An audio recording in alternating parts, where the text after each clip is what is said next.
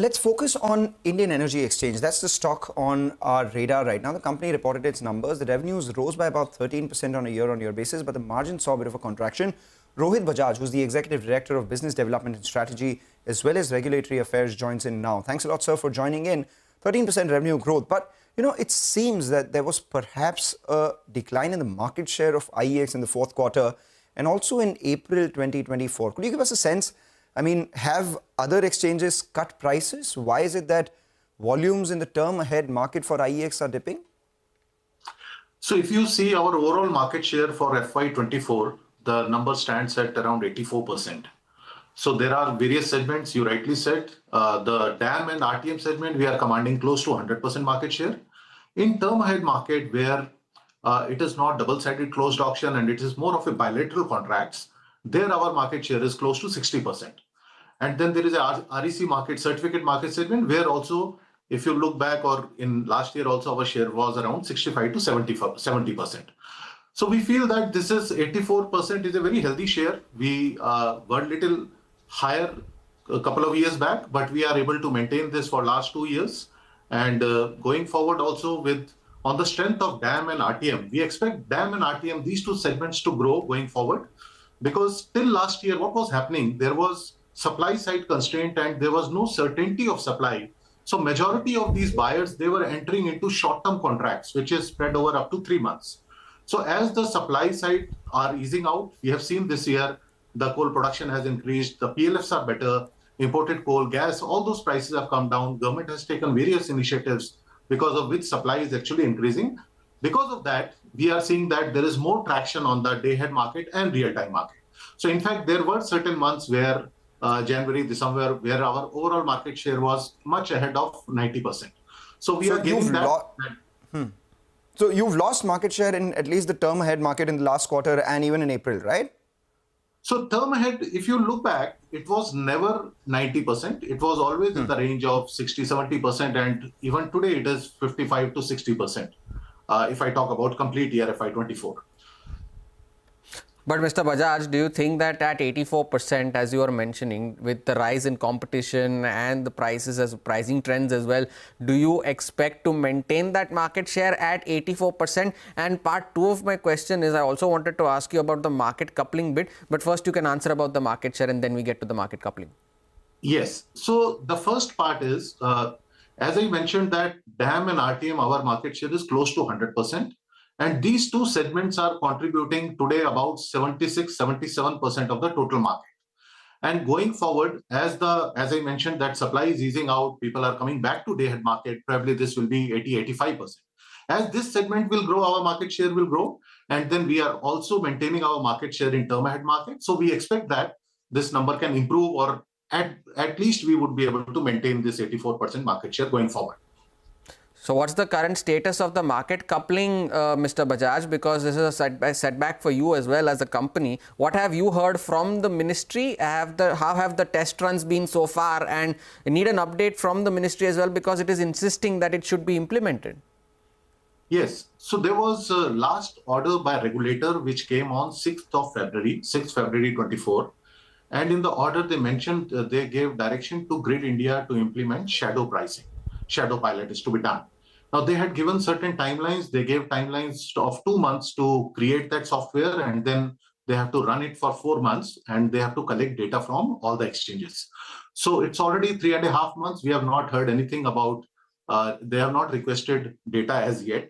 And we are given to understand that this software development is going to take a lot of time. And once this development is done, then they will start to collect this data, and then they will figure out whether it is creating any value. I'll also talk about what was mentioned in the order of CRC, where they themselves said that they did some analysis internally, and there was no significant gain in volume also or in the price also. So there is no gain which was observed by CRC, and this is precisely the reason why they want to do it for a little longer term. So our take is, now the objectivity is there. They want to achieve certain things by, they are analyzing it on the basis of what they are achieving by doing market coupling. And once the test is done, then we'll get to know what sort of benefit is coming, and then in due course of time, our new market design will evolve. All right. This is going to take a lot of time. This is what. Can you define a lot of time? It is going to take a lot of time because software is to be No, developed. can you define what is a done. lot of time? Is it 6 months? Is it 1 year? Is it 2 years? So our take is it is definitely going to be in years. It cannot be in months. It is going to be in years for sure. All right. And, we were just going through the CERC website and there's a staff paper there which says there could be capping of variable costs for power producers. Yes. I mean, could there be an impact of that? I mean, will there be reduced sell-side liquidity? Can, then people have bilateral agreements instead? So if you see that paper in detail, you will find that they have also mentioned that majority, almost 95-99% of the bids that are coming in the exchange, it is in the same range. So today when the prices are going up, it is going up because buyers are quoting little higher price. When the price is 10 rupees during the peak hours, it is not because of sellers. Sellers are quoting as per their generation cost only because they do not want to quote higher price, because if they are quoting higher price, there is a chances of losing out. So losing out on the opportunity to sell. So they are quoting purely as per their marginal cost, which is what paper is mentioning. And in the present form, what paper has given, we really do not see any impact on the liquidity on the sell side, because this is what is happening. Only thing is monitoring will be done going forward. So there won't be an impact. There won't be an impact. All right, Absolutely. Mr. Bajaj. How have volumes been, Mr. Bajaj, in the first quarter? Because summer is peak season. What are the volume trends that you have observed so far? So we are already 20% up if I compare first 45 days on YOY basis. So we are seeing very good traction in the electricity volume, also in the certificate volume. And prices are also quite decent. You must have heard about it. There were a lot of apprehension that April and May during election time, and you can say this is the peak summer time. Everybody was expecting that there would be huge demand, prices will go very, very high, and there would not be any liquidity available on the exchanges. But those things are not true. Government has taken so many various measures, and because of that, there is a lot of imported coal-based power which is coming. And one more recent development which is very noteworthy is government has notified one rule very recently, wherein all the surplus power which lies with the PPA holders, that has to come to the market. This is one very important development, and we are seeing already 40-50 million units sort of bids are being placed by all the generators who have long-term PPA in place. And this is mandated because they won't be able to recover their fixed charge if they are not putting this power on exchange.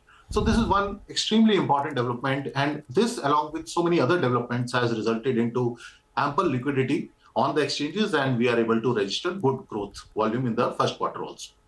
Glad you alluded to that. We were just about we were just about going to speak to you about this development itself. Glad you alluded to it. So with the power volumes being up 20% this year already, you have a decent foresight of what FY25 could look like in terms of volume growth for you, and at the same time market share? Yes. So first is last year we registered 14% growth, and last year is the one where we were the things were rebounding when the supply side constraints were easing. So today, as we stand today, there is a lot of coal availability in the country, and all the units are up and running, and they are coming on the sell side. So we expect this growth momentum will continue. We would definitely be able to maintain a better volume growth as compared to last year, which was 14%. So we are expecting higher number for sure. Last year, our overall market share was 84%. And as more and more people will start to come in, they had an RTM market. And as we are also offering 11 months contract. So we are the first exchange who has gone to regulator to introduce longer duration contract. Currently, we are offering up to 3 months. Going forward, as we get approval from regulator, it is expected very soon, we would be launching products up to 11 months. And if we do that, we are 100% sure that we should be able to improve our market share much up from where we are today, 84% level.